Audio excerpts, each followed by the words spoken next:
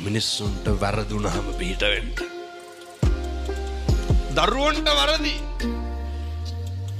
වැරදුනහම පිට වෙන්න.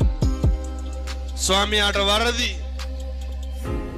වැරදුනහම පිට වෙන්න. බිරිඳට වරදි වැරදුනහම පිට වෙන්න. මම මෙහෙම දේශනා කරන්න හේතුවක් තියෙනවා. මේ ලෝකේ වරදින්නේ නැත්තේ කාටද? මේ ලෝකේ අතපසුබීම් වෙන්නේ නැත්තේ කාටද? මේ ලෝකේ බැරි වෙන්නේ නැත්තේ කාටද? මේ ලෝකේ රැවටෙන්නේ නැත්තේ කවුද? හැම කෙනෙක්ම රැවටෙනවා. හැම කෙනෙක්ම අහුවෙනවා. හැම කෙනෙකුටම වරදිනවා.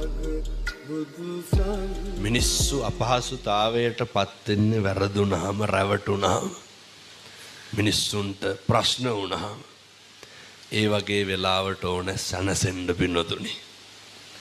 ඒ වගේ වෙලාවට මිනිස්සුන්ට ඕන නිමෙන්න. පන්සලේ හාමුදුරුවන්ට වරදින්න පුළුවන්. එහෙමනේ. අපේ ප්‍රියතමයන්ට වරදින්න පුළුවන්.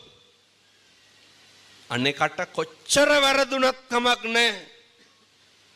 එක දෙයක් විතරක් පරිස්සම් කරගන්න. අපේ තියෙන සත්පුරුෂකම තියාගන්න. අපේ තියෙන කල්යාණ මිත්‍රත්වයේ තියාගන්න. ඔයත් ඔය පුරුදු කරන නඩත්තු කරන ඔය බෝධිසත්ව ගුණයන් ටික ඉතුරු කරගන්න. මොකද අපිට ඉතුරු වෙන්නේ මොකද්ද?